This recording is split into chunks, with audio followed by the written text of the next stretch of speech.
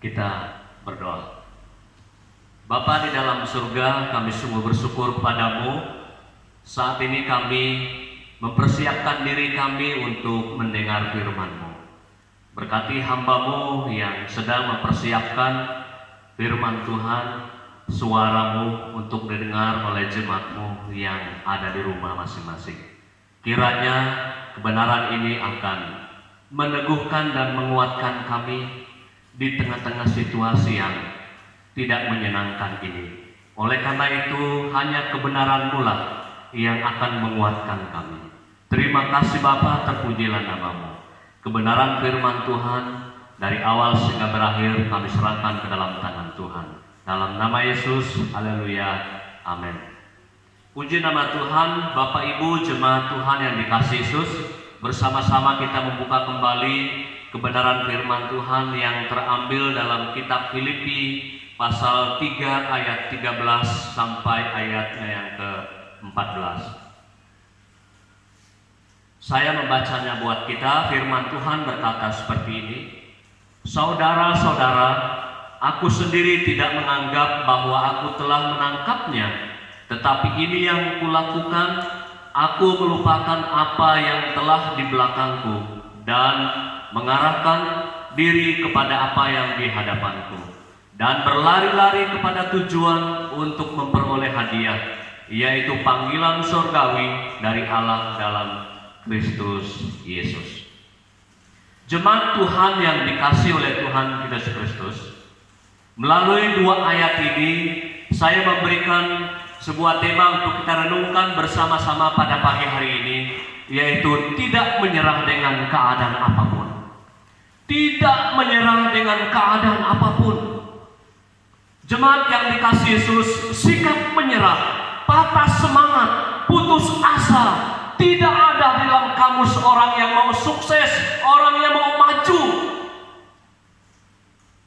Nah, sikap tidak menyerah ada pada kita kalau kita sadar bahwa Allah sumber kekuatan saya dan Bapak Ibu yang selalu setia memberikannya kepada kita. Nah, oleh karena itu kita melihat ada 3 kebenaran agar kita tidak menyerah dengan keadaan seperti apapun. Yang pertama, kita tidak menyerah kalau kita tidak mengandalkan diri sendiri. Yohanes pasal 15 ayat 5 berkata seperti ini. Akulah pokok anggur dan kamulah ranting-rantingnya. Barang siapa tinggal di dalam aku dan aku di dalam dia, ia berbuah banyak. Sebab di luar aku kamu tidak dapat berbuat apa-apa. Kita tidak menyerah kalau kita tidak mengandalkan diri sendiri. Ini poin yang pertama. Jemaat yang dikasihi Yesus, firman Tuhan katakan, di luar aku kamu tidak dapat berbuat apa-apa.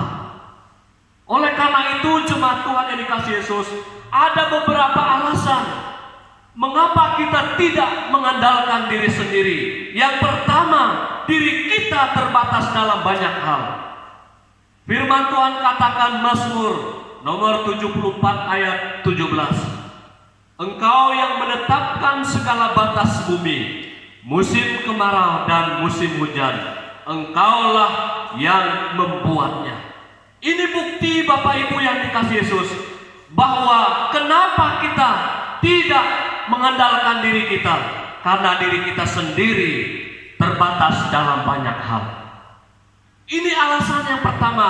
Alasan yang kedua, diri kita tidak mengetahui banyak hal. Firman Tuhan katakan, berserulah kepadaku, maka aku akan menjawab engkau, akan memberitahukan kepadamu hal-hal yang besar dan yang tidak terpahami, yaitu hal-hal yang tidak kau ketahui. Yeremia pasal 33 ayat 3. Kita tidak mengetahui banyak hal. Artinya Bapak Ibu, kita banyak keterbatasan kita, banyak yang kita tidak tahu. Makanya firman Tuhan katakan, andallah Tuhan dalam hidup ini, jangan mengandalkan diri sendiri. Alasan yang ketiga, mengapa kita tidak mengandalkan diri sendiri, diri kita tidak mampu mengkaji hal-hal yang akan datang. Kita tidak mampu mengkaji hal-hal yang akan datang. Firman Tuhan katakan, janganlah kamu memuji diri karena esok hari, karena engkau tidak tahu apa yang akan terjadi hari ini. Kita tidak tahu apa yang terjadi pada hari esok. Ini alasan kenapa kita tidak mengandalkan diri sendiri. Diri kita sangat terbatas dalam banyak hal. Diri kita tidak mengetahui banyak hal. Diri kita tidak mampu mengkaji hal-hal yang akan datang. Nah, jemaat Tuhan yang dikasihi Yesus, kita tidak menyerah kalau kita tidak mengandalkan diri sendiri. Yang kedua, 3 kebenaran agar kita tidak menyerah dengan keadaan. Yang kedua, kita tidak akan menyerah kalau kita berpikir positif. Berpikir positif di sini Bapak Ibu yang dikasihi Yesus, yaitu berpikir positif berarti berpikir seperti Tuhan. 1 Korintus pasal 2 ayat 16 berkata seperti ini. Sebab siapakah yang mengetahui pikiran Tuhan sehingga ia dapat menasihati dia, tetapi kami memiliki pikiran Kristus. Perlu Bapak Ibu yang dikasihi Yesus, dalam suasana yang tidak baik ini, perlu kita aktifkan pikiran-pikiran yang positif. Justru kita memperbanyak pikiran negatif, kita selalu berbuat dosa. Sering kita menceritakan kejelekan orang. Untuk itu Bapak Ibu yang dikasihi Yesus, dalam suasana yang tidak aman ini, perlu kita belajar berpikir positif. Memandang Tuhan selalu dalam hidup ini. Berpikir positif berarti berpikir seperti Tuhan. Yang kedua, berpikir positif berisikan hal-hal yang baik. Firman Tuhan katakan, jadi akhirnya saudara-saudara, semua yang benar, semua yang mulia, semua yang suci, semua yang manis, sedap didengar, disebut kebajikan, dan patut dipuji, pikirkanlah semuanya itu. Inilah isi pikiran-pikiran yang baik.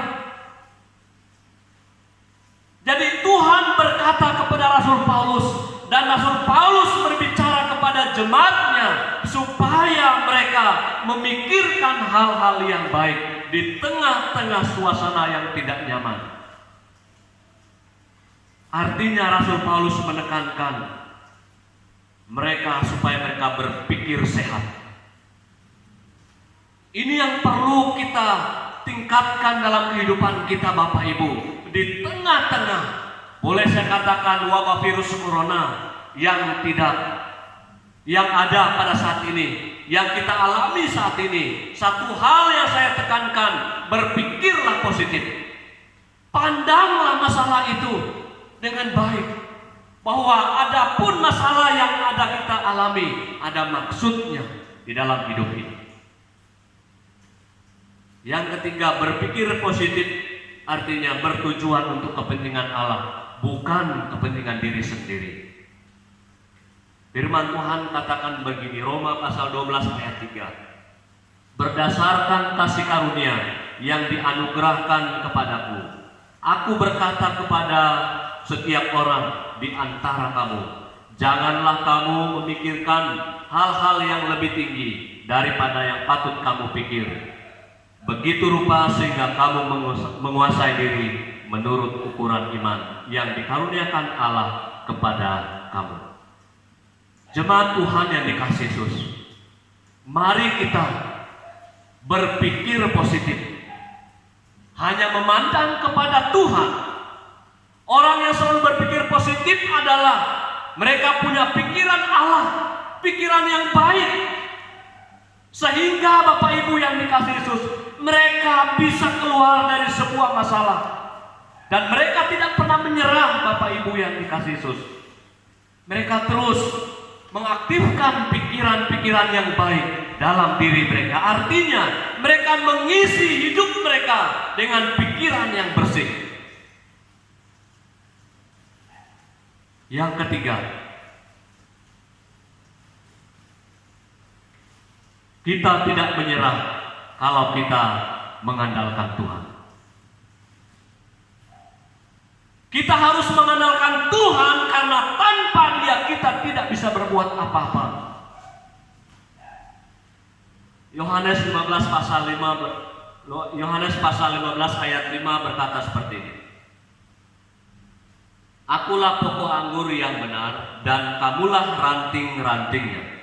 Barang siapa yang tinggal di dalam aku dan aku tinggal di dalam dia, ia berbuah banyak. Sebab di luar aku kamu tidak dapat berbuat apa-apa. Firman Tuhan berkata, Bapak Ibu, sebab di luar aku kamu tidak dapat berbuat apa-apa. Oleh karena itu Bapak Ibu yang dikasihi Yesus, ini bukti real. Kalau kita mengandalkan Tuhan, maka kita berbuah banyak.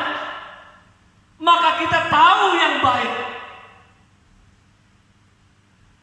Kita harus mengandalkan Tuhan karena hanya Dia yang dapat meratakan jalan kita. Firman Tuhan berkata, percayalah kepada Tuhan dengan segenap hatimu dan janganlah bersandar kepada pengertianmu sendiri.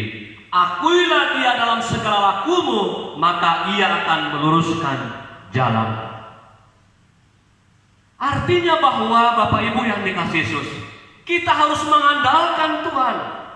Ia akan meratakan tanah, meluruskan jalan kita, sehingga jalan kita menuju kemenangan. Jalan kita membawa damai sejahtera. Kita harus andalkan Tuhan, karena hanya dengan Dia kita cakap menanggung segala perkara. Firman Tuhan katakan, segala perkara dapat kutanggung di dalam Dia, Ia memberi kekuatan kepadaku. Rasul Paulus menegaskan ini kepada jemaatnya, bahwa dia sedang mengalami pergumulan berat, dan dia mengatakan terang benerang perkara-perkara yang telah ia lewati karena Tuhan memberikan kekuatan. Jadi Bapak Ibu jemaat Tuhan yang dikasihi Yesus, kembali ke ayat firman Tuhan, ayat 13 dan ayat 14. Di sini Rasul Paulus menegaskan kembali bahwa dia berkata, dia tidak mengatakan dia sudah merebut apa yang ia inginkan. Belum Bapak Ibu. Yang ia lakukan adalah memandang Tuhan, mengandalkan Tuhan dalam hidupnya. Ia katakan di sini, mengarahkan pandangan kepada Tuhan dan melupakan apa yang ada di belakang. Apa yang ada di belakang Bapak Ibu? Seluruh kelemahan kita. Dia berlari ke depan menuju apa yang ia inginkan. Dia katakan di ayat 14, dan berlari-lari kepada tujuan untuk memperoleh hadiah, yaitu panggilan surgawi dari Allah dalam Kristus Yesus. Jemaat Tuhan yang dikasihi oleh Tuhan kita Yesus Kristus, firman Tuhan menegaskan kita pada pagi hari ini,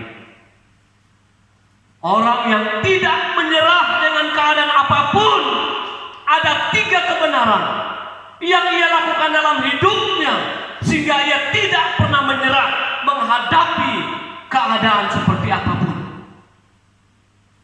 Yang pertama,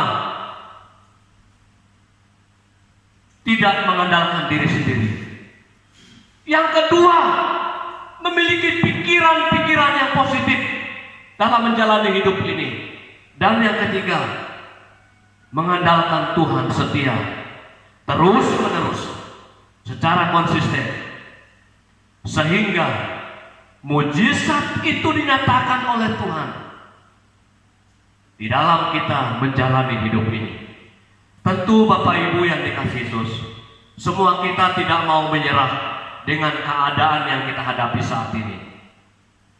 Keadaan boleh mengacau balau hidup ini, Tetapi persekutuan kita dengan Tuhan jangan kacau. Persekutuan kita dengan Tuhan tetap kita jalani dengan baik. Karena firman Tuhan sangat memberi janji yang pasti. Ia menyertai kita tatkala kita mengandalkan Dia. Kiranya Tuhan memberkati kita. Kita berdoa. Terima kasih Tuhan, terpujilah nama-Mu atas kebenaran firman Tuhan yang hamba-Mu sampaikan pada pagi hari ini.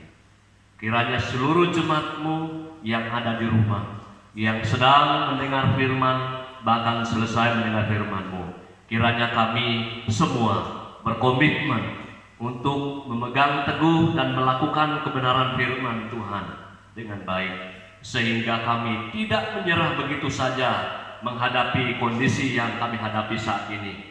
Kami boleh keluar dari zona yang tidak nyaman ini kepada zona nyaman. Oleh karena firman Tuhan, kami tidak akan mengandalkan diri kami. Kami akan mengisikan hidup kami dengan pikiran-pikiran yang positif dan selalu mengandalkan Tuhan, sehingga mujizatnya dinyatakan oleh Tuhan dalam kehidupan kami masing-masing. Dalam nama Tuhan Yesus, kami bersyukur atas kebenaran firman Tuhan. Haleluya. Amin. Low in the grave he lay, Jesus my Savior.